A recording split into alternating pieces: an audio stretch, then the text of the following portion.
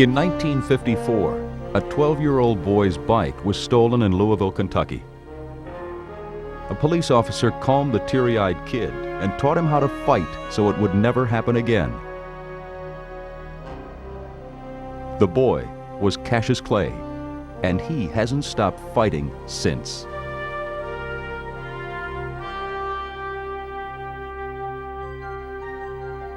In 1960, Cassius Clay won the Olympic gold medal in light heavyweight boxing. After his Olympic victory, Clay announced he would turn pro. Fight fans had never witnessed a fighter so flamboyant, so outspoken. Cassius Clay was a force to be reckoned with. Clay won his first professional bout in the 6th round and set his sights toward champion Sonny Liston.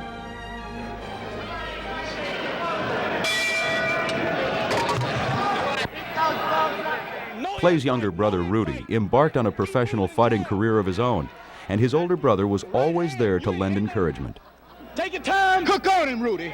Watch him. Hook on him. There you go. Take your time. He's tighter than you. Keep it distance. There you go. Take your time. Oh. Come on. Bring him home. Hook. Bring him home. Go, Rudy. Bring him all the way Take your time. Take your time. Bring him home. Take your time. Bring him home. He give me that rock. Come on. You got it. Push him, rock. Take your time on him. But when Cassius was around, it was difficult, even for his brother, to get a word in edgewise. Keep it distance, champ. Well, we don't know if we can stand another Clay on the boxing scene, but ready to make his professional debut is Rudolph Valentino Clay. When do you plan to turn professional, Rudolph? Well, Bob, I plan to turn professional in at least 2 or 3 months. How many amateur fights have you had? Well, I've had 83 amateur fights, mostly around Kentucky and Chicago and New York. I see. 177. What will you See be what Rudolph is going to do. What will you be fighting at? I'll be fighting as a heavyweight. I see. As Cassius, same as Cassius. Have you won See, when I almost your fight Sonny Liston. Yes, I will. almost your amateur fights? I won 77 out of 83.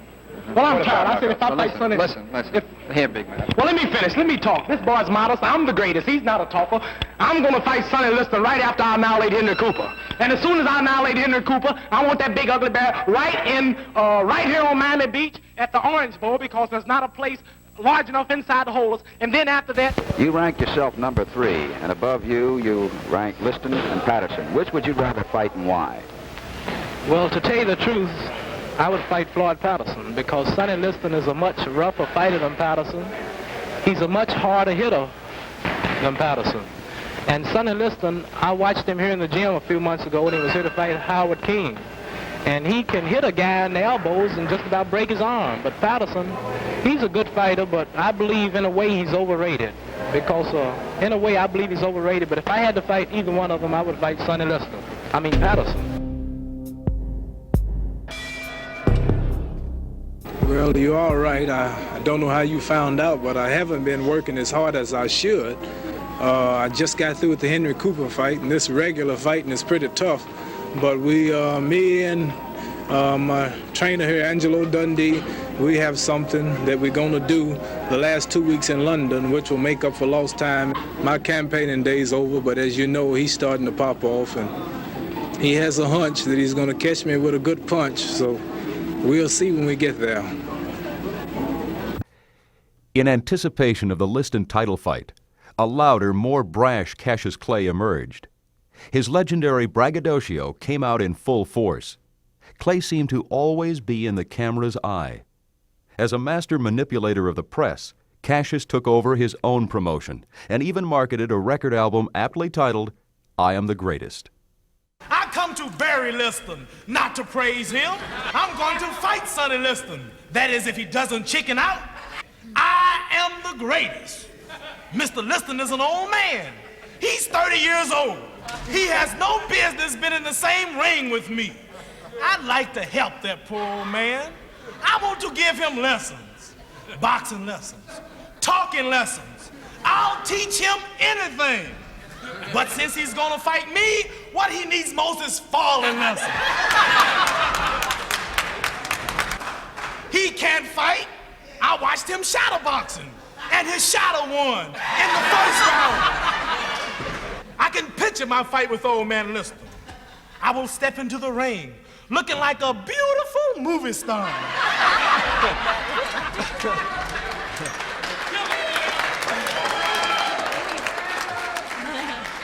And for the first 6 rounds, I'll go pop, pop, pop, and dance away so fast, listener will think he's surrounded. And then I'm really gonna start swinging. The word around town is that the publicity you've been getting recently out of New York and here is that it's a little different from what That you've I had hate before. people, you know, all that kind of stuff. Right. What, do I act like I hate anybody? No, I don't What think have I ever done wrong?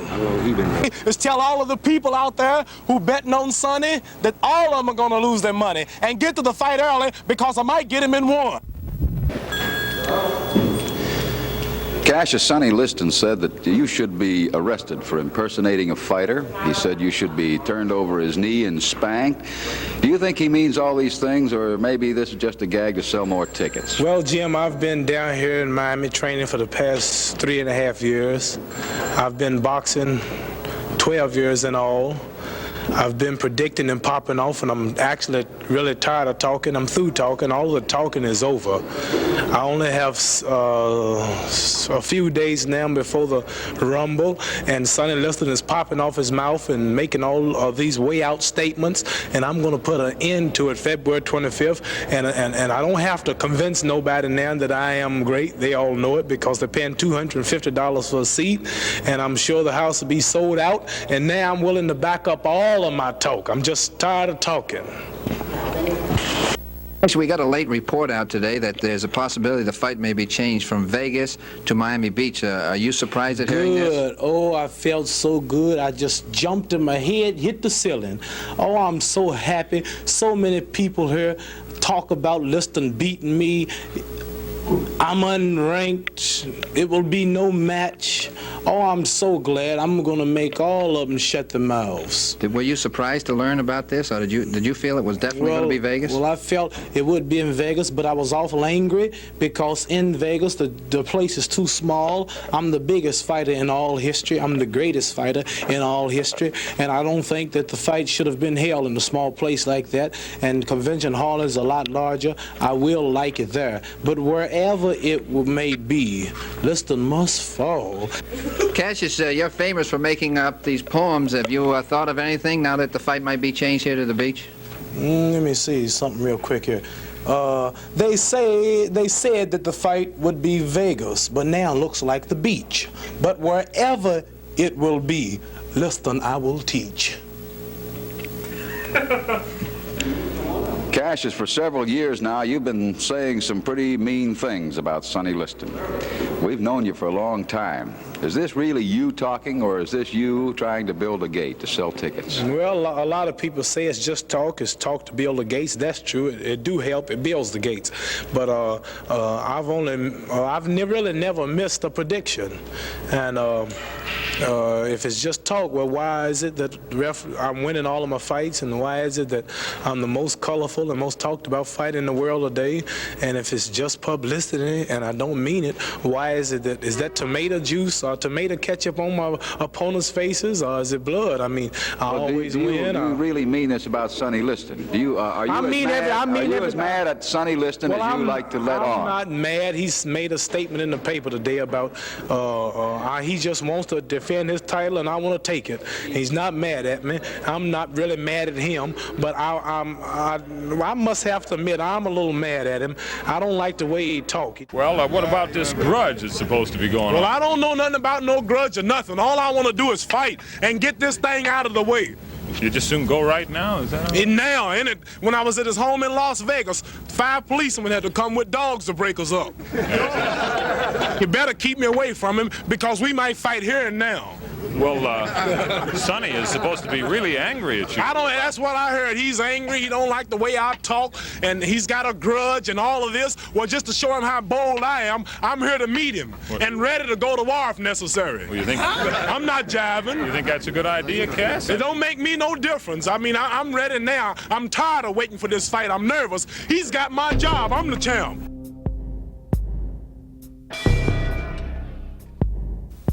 Oh, I'm so great. Oh, I'm so great. Oh, I shook up. And what make it so good, all of these hypocrites, you can't call it a fix. You can't call it a fix because I didn't stop the fight. The doctors had to stop it. Oh, I'm so pretty. I shook up the world. Now, I'm through talking. Come on now. I'm through talking. Now, you write the result. And here he is, ladies and gentlemen, the new heavyweight champion of the world, Cassius Clay. Cassius, you know, I was outside there looking for a lot of folks who bet on Clay, and everybody did. It seems I couldn't find one who bet on Liston. Ain't people hypocritical, Jim? Now everybody bet on me. Ain't that something? How did you feel during the fight? When did you feel that you started to get the confidence to Well, I come on? thought I would knock him out in the first round. I believe that was one of my best rounds. I was hitting him with so many hooks and right crosses. He was about out. But after the first round, I saw nothing but fear in his eyes. And I'm so happy now. I don't have to talk as loud as I used to. I told the world what I would do. I just missed my prediction by one round.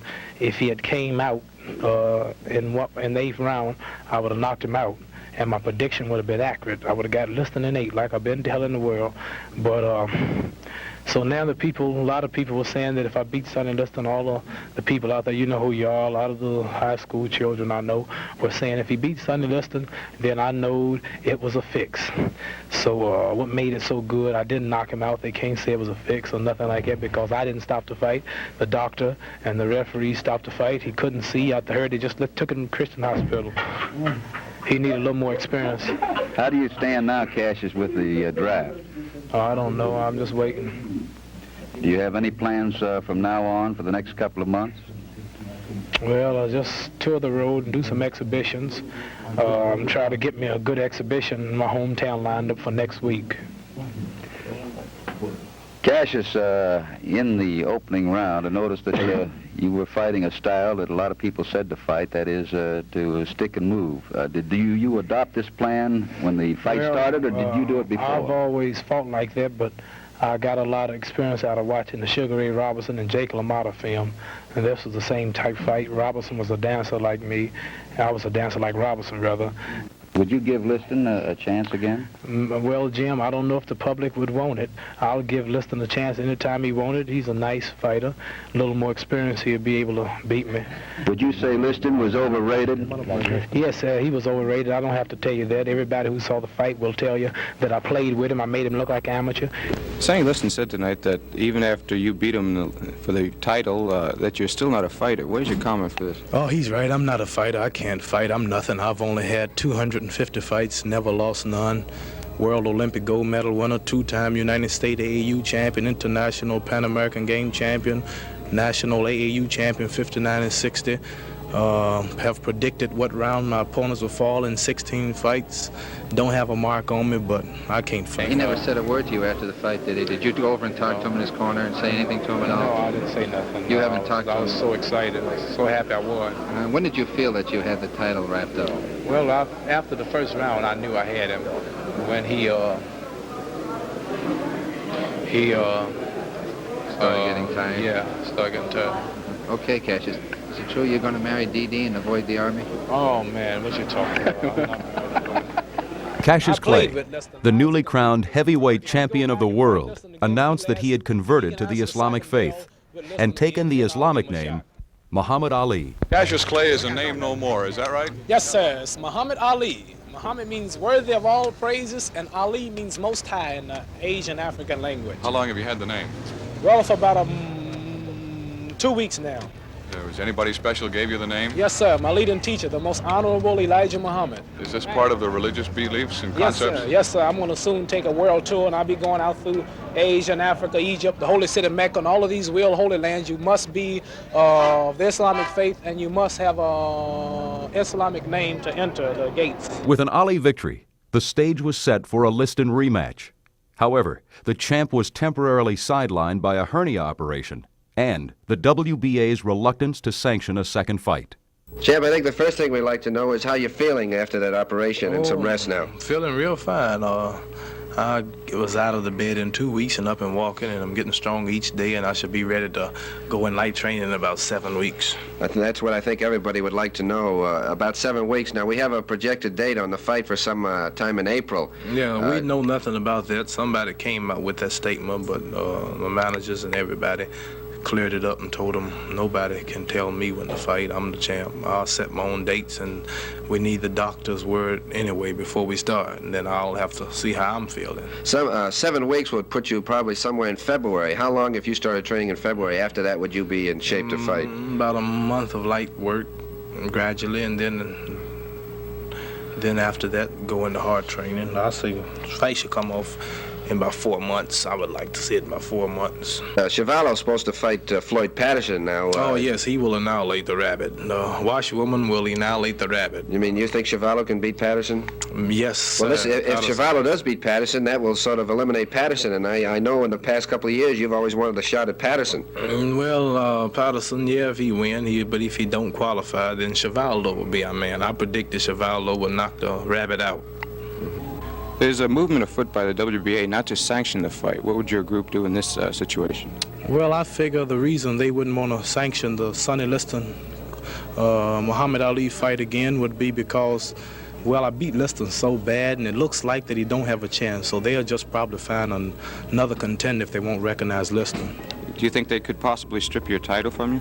No, they tried to do that once, and the whole United Nations was shook up. I went all over Asia and Africa and the world wanted to know what was happening. It made the whole country look bad.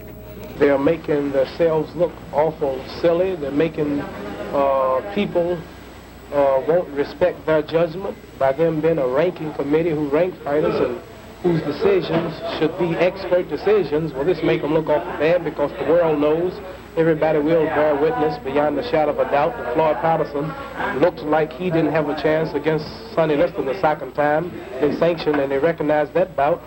Floyd Patterson was annihilated by Johansson 7 times in 1 round. He hit the ground. They built that up to be another big fight. I'll fight any man in the world. I'll beat any man in the world. Doug Jones was good meat, but he got beat. You didn't complain about who Floyd Patterson fought. Cut and Shoot Texas, Roy Harris. They built that to be a big fight. Pete Rademacher never had a professional fight. His first professional fight. They built that to be a good fight. Brian London, a man that couldn't beat my little brother. They promoted that to be a fight. A Burma Mud thing. Now here I am fighting who you said a month or two ago, who was supposed to be the baddest man in the world. And now he's nothing. Well, if he's nothing, then get me somebody. Hearing about the bout possibly not being going on as scheduled, does that affect your training at all? Well, it could if they let me know something like that a couple of weeks before the fight, but it wouldn't affect me now. All I would like to do is see the fight out of the way so we can work on the next challenge of Floyd Patterson and get the boxing game back on the move again. I don't want to waste too much time with Liston, and I hope the thing goes off. If not in Boston, somewhere else and soon, but it will go off according to the latest news I heard, and everything will be all right. Champ, how do you feel about your training so far? What physical shape are you in right now? Well, I'm just about 75% up the hill. I have a little more to go. I don't really bear down until the last 3 weeks in Boston, but I'm really shaping up pretty good now. In other words, you're satisfied with your shaping? That's right. I should be in tip-top condition to retire the bear this time. This will be the greatest prediction in the history of all boxing. I've never been wrong. I meet Sonny Liston in Boston, Massachusetts, November the 16th. Are we going to get him? You're going to get them gold stools for him, ain't you? Yeah, we're having some little stools made up, the Sonny Liston sit-down stools. They will also be sold, and I want all of you to buy one. And for the prediction, and I am always perfect, I want all of you to know, listen, wait, and see. Sonny Liston will be all mine in round 9. He must fall in 9. Ah! Rumble, young man, rumble. Are we going to get him? Go dance, float like a butterfly and sting like a bee. Ah! Rumble, young man, rumble. Ah! Sonny Liston made 2 mistakes in his whole life. That's when he fought me the first time, and that's when he fights me the second time. And I want to say one thing to the people out there, and to all of Miami. Channel 4 made me great. That's why I stopped listening in 8.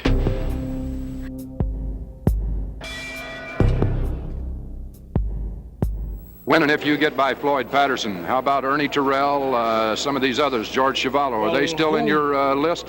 Whoever the world and the public wants me to fight. As you know, I'm a confident man. I don't believe or can't see anyone beat me. All my predictions up to date for the past 4 years have been accurate. I would fight who the public wants me to fight. And right now, all over the world, I've toured Scotland, Sweden, London, Bermuda, British Honduras, Virgin Islands, and Puerto Rico. All of these countries I've visited in Asia, and Africa, Egypt, and all over the world. Here in America, from the slums of Harlem to the slums of Georgia, I've been all around talking to the children and the old people, and everybody wants to see Patterson. So Patterson is next, and then I'll take another world tour after Patterson to see who they want to see next. And whoever the world wants me to fight, in line, I'll fight.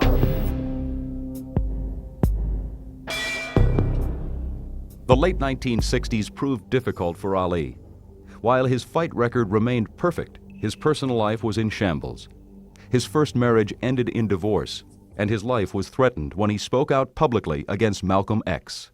Do you feel your recent marital difficulty will affect your career in any way? No, that's nothing. That's out of the way. That'll soon be over. We'd rather not discuss it in public. It's in the courts. They'll handle it. But this is just another small problem that will soon be out of my way. Has anything occurred in connection with this that has dissatisfied you in any way? No, nothing. Nothing can stop me. As you know, I've been under all type of controversy, all kind of pressures, not only by one individual, but by rumors about hundreds of Malcolm X's boys coming to assassinate me in the ring, 300 policemen guarding me, people taking insurance on my life. Nothing worries me. This is nothing but a small thing that will soon be out of the way. After your last fight, there was a lot of controversy which came up, and now they want to have federal boxing legislation. How do you feel about that? Well, I don't know what they're going to do. Whatever they're going to do, they're going to do. I'm nothing but a champion, and I can't really stop nothing as far as that's concerned. But whatever they think's best, they'll do. Are you in favor? Do you think it'll help boxing? Well, I don't think. Only thing I think will help boxing is what I've been saying, and I'll keep saying, is we need more white hopes, more good white contenders. That's the only thing will help boxing. We would like to fight here in the United States, but if not, I guess we'll have to go somewhere else. Is Montreal a sudden move, or have your people been negotiating with Montreal for Well, some I really time? don't know. I've been here on this end waiting to see what happened, and I got a call today saying that it will be in Montreal. On the 29th. Was it very important that you fight this month in March? Well, no matter where it was? Well, it was important because of the time, and it would be the best time to fight. There wasn't much activity going on here in the country. And I've been training, and Terrell and I and everybody's invested a lot of money, and we would like to see it go off.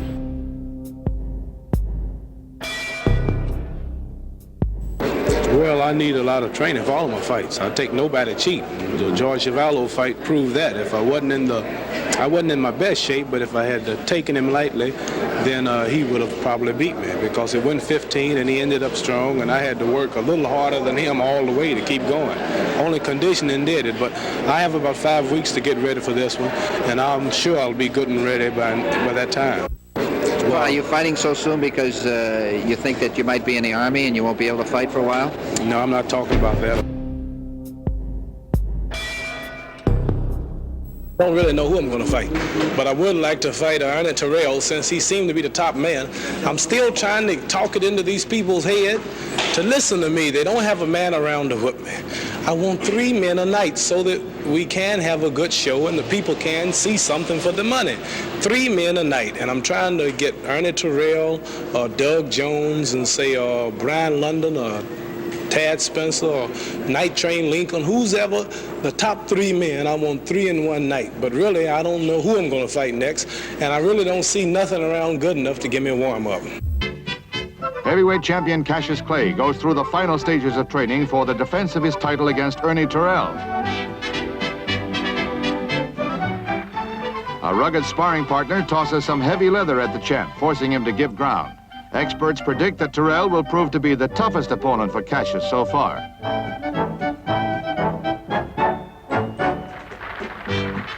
Clay's draft board says he could be drafted in February. 2 appeals for deferment have already been turned down. Gaseous Cassius rattles off a bit of doggerel verse for the challenger, Terrell. He's going around claiming to be the real heavyweight champ. But after I'm finished, he'll just be a tramp. Now, I'm not saying this just to be funny, but I'm fighting Ernie because he needs the money.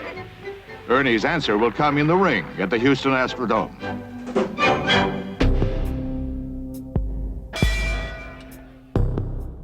In the late 1960s, Muhammad Ali made repeated requests for deferment in the military draft. All requests were denied. Fire stories moved in the last couple of days about your reclassification in the draft. How do you feel about them? Well, I know just about as much as you know. I mean, all I'm doing is reading, too. Do you think that if your name was just plain Joe Blow instead of Muhammad Ali, the heavyweight champ of the world, that your reclassification in the draft might have been a different situation? Well, I don't know. I imagine the government's fair about anything they do like that. I don't imagine they would do nothing intentionally. It's just a law. So I just cross those bridges when I get to them. Ali could no longer sidestep the question of the military draft. In April of 1967, he was called upon to serve the country in the Vietnam War. Former world heavyweight champion Cassius Clay refused to take the oath of induction into the Army. The black Muslim fighter, who's also known as Muhammad Ali, was immediately stripped of his title by the World Boxing Association. Clay insisted that he is an ordained minister and should be exempt. Clay also charges race discrimination by the Houston Draft Board. He faces federal prosecution and a possible 5-year prison sentence plus $10,000 fine. Later, Martin Luther King praised Clay's courage. 9 top Negro athletes meet with Cassius Clay to discuss his anti-draft stand. They include Bill Russell, Lou Alcindor, and former pro footballer Jimmy Brown. Says Brown after the meeting, the champ is sincere in his religious beliefs. He believes in his religion, and his stand is based wholly on that. Clay's induction refusal cost him his title, and he faces a possible 5-year prison sentence. He claims exemption as a minister of the black Muslim faith.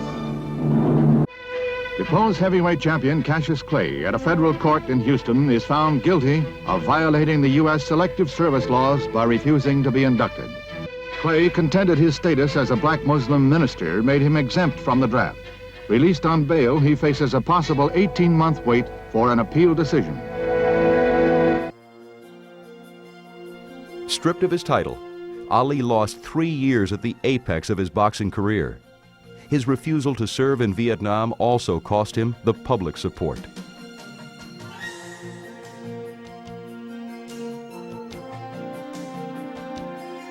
With Ali sidelined, Joe Frazier tore through the heavyweight division and earned the championship title. With a Supreme Court reversal in the works, the WBA voted to reinstate Ali, setting the stage for his return to the ring in 1970. Well, really, to tell you the truth, for the first time in public, it wasn't me who asked them. I wouldn't lower myself to ask them to reinstate me. It was my managers and Angelo Dundee and a few of the boxing people got together and written it up and asked me to okay it, and I figured it was all right, but I never asked nobody. That makes a little sense because I can recall you once telling me that you're the champ, everybody knows it, and you don't need the WBA or anybody else. This is only the request of my managers. They wanted to draw up a little letter and wanted me to okay it. I have my signature on nothing. You don't care one way or another? No. I know you keep on world affairs. You're a figure of the world yourself. What did you think of the Pope coming to this country? Oh, yes. I watched that on television yesterday. And one thing that really surprised me, he got more attention in New York. He gets more attention there than I get. He quickly gained confidence with knockout wins over Jerry Quarry and Oscar Bonavena. A showdown between Ali and Frazier was inevitable. Both men were unbeaten, and the press dubbed their match the fight of the century. Show you what I'm going to do to Joe Frazier. That record? Joe Frazier scares you newsmen and all these little people walking around who don't know boxing. But look at my face. I'm the original champion, a veteran of 186 fights, not a scratch. 2-time United States Golden Glove champion, 2-time United States National AAU champion, World Olympic champion, 13 rounds out of predicted when my men will fall, 4 years out of training, a 6-week notice, took Frazier's toughest opponents and whooped him easier than he did. Jerry Quarry fought Joe Frazier and hit him 46 times in the face in the first 3 rounds of their 7-round fight. Quarry didn't go for 3 rounds with me, and in those 3 rounds, Quarry didn't land 1 blow. Why don't they talk about that? They just don't want to admit I'm as good as I am. You want to pick a round? I'll pick the round and everything 5 minutes before the fight. Since everybody can't afford $200 seats and $500 seats, this is going to be a special privilege just for my fans out there in the TV audience. Muhammad, during these 3 hard years of all the troubles that you had, did you really think you would ever be going back in the ring? I knew I'd be back because my record was too good. I've had too many fights. I fought all contenders. I fought every 2 months. I gave everybody a break at the title. I didn't duck nobody. Look what I'm doing. As soon as I got my license, I've had 2 big fights already. It seems like yesterday when they gave me my license, I've already bumped off Quarry and Bonavina, 2 tough men. I could have lost everything, could have got cut. Never had a chance to get it Frazier. I put everything on the line because I'm a true fighting champion. So I always knew I'd be back because the fans and the little people, they wanted to see me fight. They didn't care what I believe, and they know I've never been beat, and you can't take no title with no pen. And I knew that only in due time, my record was so strong, I was so good, had too many world followers, I knew I'd had to come back. Do you regret at all the trouble that your beliefs No, got you I into? don't regret no trouble. I don't regret nothing that's ever happened to me. I just regret it because I'm going to take it all out on Joe Frazier. Right on his nose. Frazier's just so easy to hit, and he can't back up. He's got no boxing ability whatsoever. He just like I was imitating. That's all he do. Frazier don't even back up 2 steps. Frazier don't have a left jab. Frazier don't have a right. All Frazier's got is a wild left hook. Frazier has no defense ability. Frazier has no timing, no reflexes, no soul, no rhythm. When you say no soul, what do you mean? Soul, just timing and rhythm, like a Freddie Astaire, a ballet dancer. You know, glide. The fight of the century proved disappointing for Ali. The world watched as Frazier knocked Ali to the canvas in the 15th round and ultimately won by unanimous decision.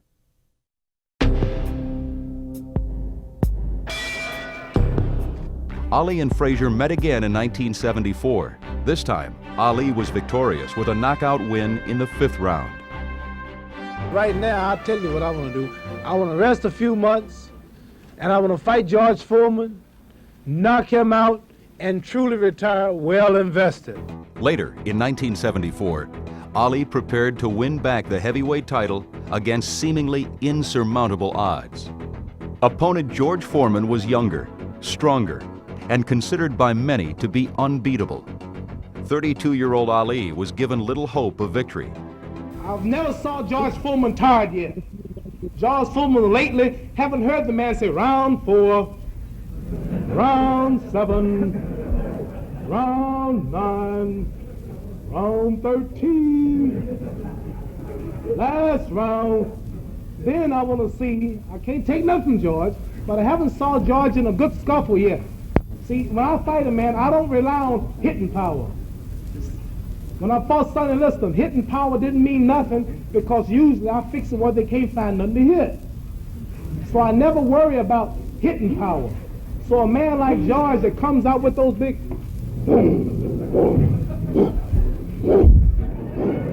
That's where he throws me, draws them back. Hey, watch out, here come the left. Here come the right. Get ready, here come another left. That's what I hear when he's throwing them. So when a man, so I don't believe that I'm going to be knocked out and punched around. Experience is why I know I'll win. Millions watched the fight as it was beamed out on satellite around the world. Ali was in top form as he used his famous rope-a-dope to tire the big man before knocking him out in the 8th round.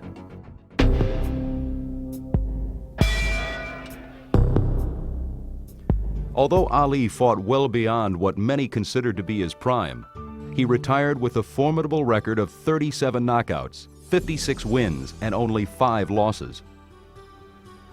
Beyond retirement, Ali continued on a personal fight, this time against Parkinson's disease. The champ did not let the disease slow him down and stayed in the public eye as he continued with humanitarian endeavors. Brothers, black, brown, red, and white. We out of that devil stuff. In 1984, Ali was instrumental in negotiating a release of American hostages in Iran. You were hoping, I know, to really use that recognition as a pressure. That's all I really had, because I realized that the people who were holding them were in the early 20s and were kids when I was doing all my fighting. I met those people once in, outside Beirut about 10 years ago, the so-called guerrillas, and they all liked me. They were shooting rifles and carrying me around, and I was hoping that maybe some of those may be connected with the present problem and would contact us and at least hear our plea. It is it's frightening over there. Were you scared? Well, not really. If we were having dinner one day in the hotel, we could hear bombs falling, and it's like just a lawless place, no law and order. Gangs on the street, children carrying rifles, and seeing bombed out buildings around you, and gangs against gangs, and it was much tougher than boxing. I should say to you, Assalamu alaikum. Wa alaikum salam. Because since boxing and your retirement, you have been a minister. You pray 5 times a day. Have you said your prayers this morning before coming here? I'm just checking on you, you see. And you're really carrying the word, Islam to Islam. None of them not boxing. This is my main mission, to do all I can to propagate al-Islam, make the people conscious of our great leader, the Honorable Warif Deen Muhammad, and the mission. People makes it think that you say Muslim and think of guerrillas, bombs, hostages, Khomeini, Gaddafi, and this is a peaceful religion. Islam means peace. Our greetings, Assalamu alaikum, is peace. And so this is what I want to promote. Now, you weren't really over there to make a comeback. Herbert wasn't setting up a match over there for you, was it? Bill, are you serious? Ali, showing the effects of advanced Parkinson's disease, captured the essence of the Olympic spirit as he bravely lit the ceremonial torch at the opening of the 1996 Summer Olympics in Atlanta, Georgia. Muhammad Ali was once again a champion to millions of people around the world and left no question as to who was truly the greatest.